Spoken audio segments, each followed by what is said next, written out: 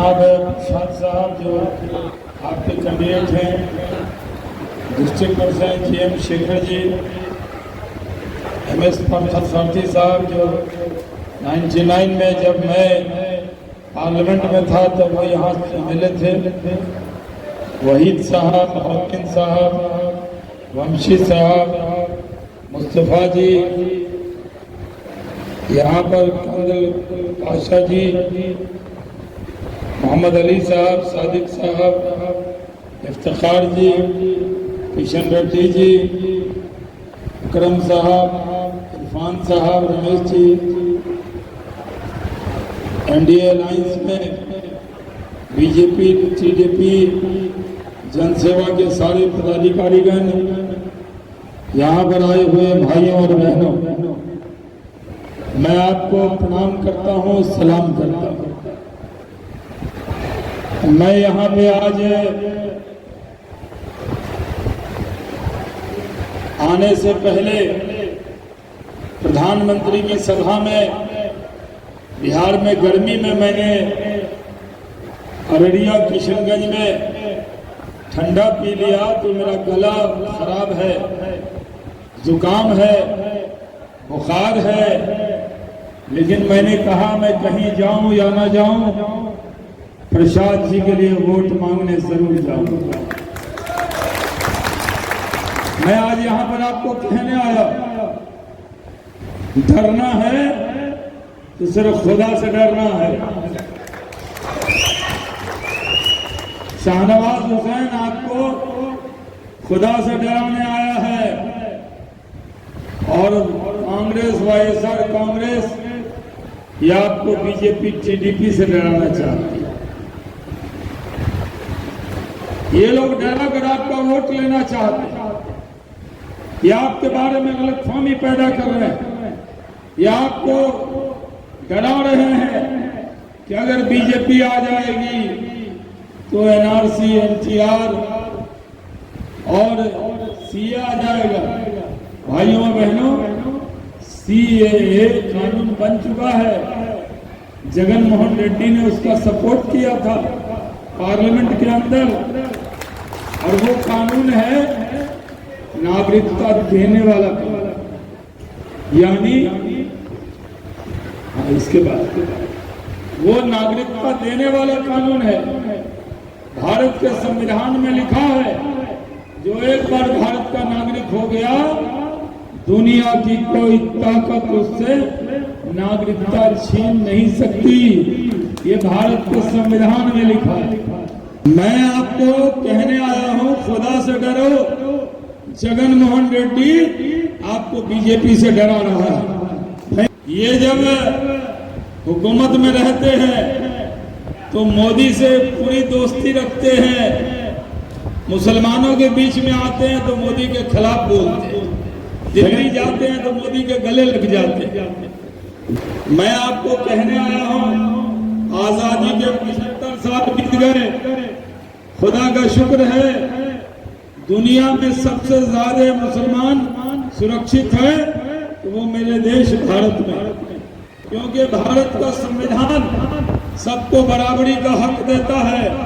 जितना अधिकार नरेंद्र मोदी, चंद्रबाबू नायडू को है, उतना ही अधिकार शाहनवाज हुसैन को संविधान देता है। ये YSR कांग्रेस के लोग आपको डरा रहे, मोदी आ जाएगा। अरे मोदी तो आ चुका है, 1 नहीं, 2 नहीं, 3 नहीं, 4 नहीं, 5 नहीं, 6 नहीं, 7 नहीं, 8 नहीं, 10 साल से मोदी है। आपको कोई दिक्कत हुई है क्या? आज मैं कहता हूं, पूरे दुनिया में भारत के मुसलमानों के लिए भारत से अच्छा देश, हिंदू से अच्छा दोस्त नहीं हो सकता, मोदी से अच्छा प्रधानमंत्री नहीं हो सकता।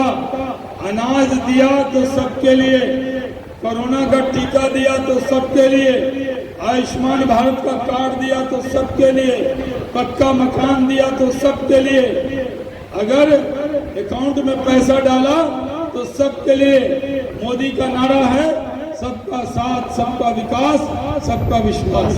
इसलिए मैं कहने आया हूं, TDP में चंद्रबाबू नायडू से हमारी पुरानी दोस्ती है।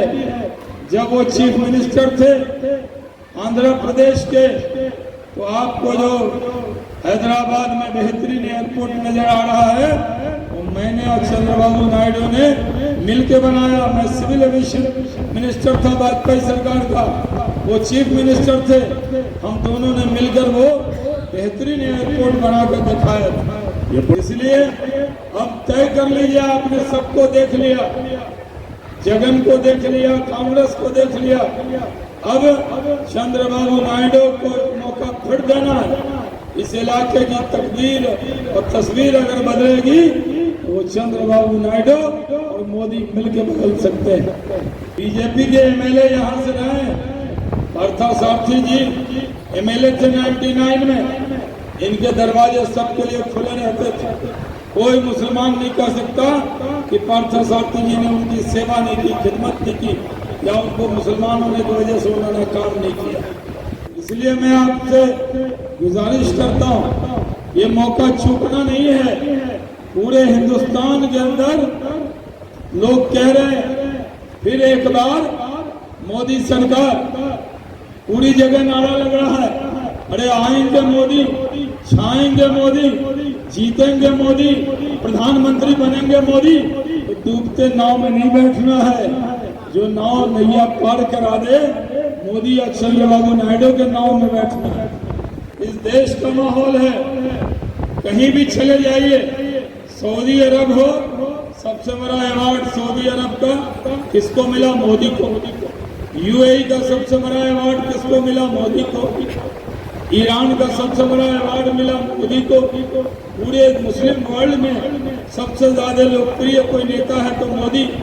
और इसलिए मैं आपको कह रहा हूँ, मोदी और चंद्रबाबू नायडू मिलकर आंध्र प्रदेश को भी तरक्की के रास्ते पर ले जाना, तो बीजेपी, टीडीपी और यहाँ पर जनसेना, यही तीन मूर्ति है जो इस इलाकों को तरक्की के रास्ते पर ले जा सकती है। यहाँ पे अब माहौल बन गया है, आप चाहते हैं कि धर्म के नाम पर कोई भेदभाव न हो, मजहब के नाम पर आपसे कोई भेदभाव न हो, तो मैं आपको भी कहता हूँ उम्मीदवार अच्छा चाहिए।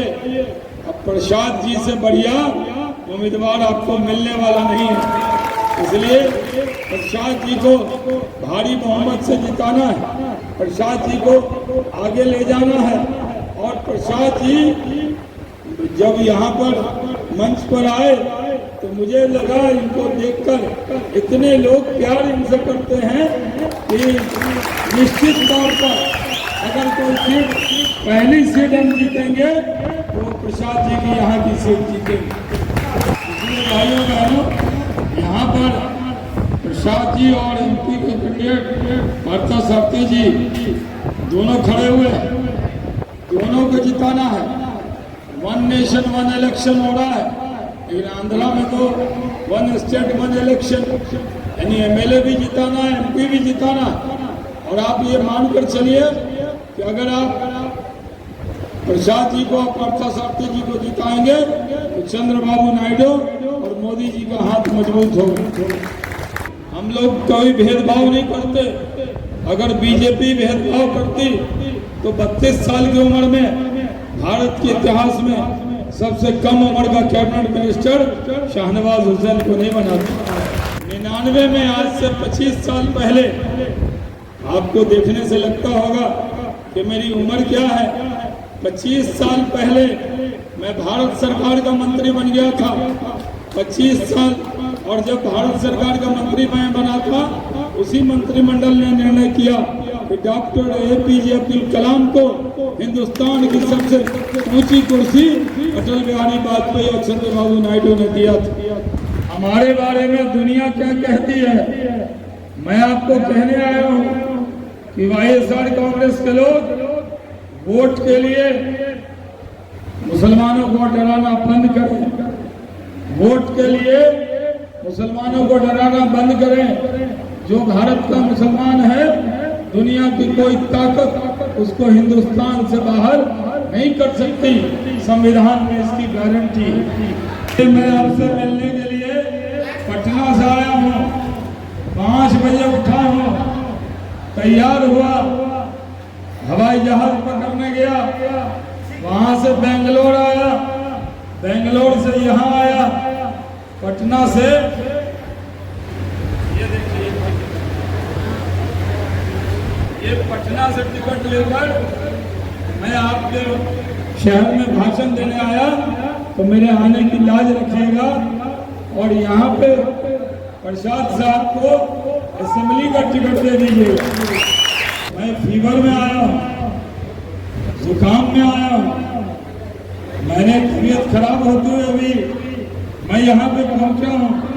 सिर्फ प्रसाद साहब से मोहब्बत थी, सत्या जी से मोहब्बत थी, तो मेरे आने की लाज रखेंगे कि नहीं आप? तो मैं उम्मीद लेकर जाऊँ ना कि आप मेरे आने की लाज रखेंगे, प्रसाद साहब को जिताएंगे, पार्थ सारथी जी को जिताएंगे, चंद्रबाबू नायडू को मुख्यमंत्री बनाएंगे, मोदी को प्रधानमंत्री बनाएंगे। आप हाथ उठा के कहिए तो मैं मानूंगा कि आप मेरी बात को लब्बैक कर रहे हैं। और मैं आपको वचन देता हूँ, प्रसाद साहब जीतेंगे तो मैं शुक्रिया अदा करने फिर से आपके बीच में आऊंगा। बहुत धन्यवाद जी। और हम लोग भी जानवर साहब से जुबान दे रहे हैं, ये जो मीटिंग चल रहा था हमारे छोटे मोटे बच्चे लोग तो कर दिया, लेकिन आपका लायक नहीं थे, इसके लिए माफी मांग रहा हूं। और एक बार बोल रहा हूँ, आपको जिताने के बाद तो आने का ख्याल करें, लेकिन माहौल अगर बनता वो टाइम पे मैं ग्रुप मीटिंग बना के आपको इन्वाइट करेंगे तो आपको जबरदस्त रिसेप्शन कदरी से मिलेगा, कदरी से मुस्लिम मिलेगा। ये हमारा जुबान है।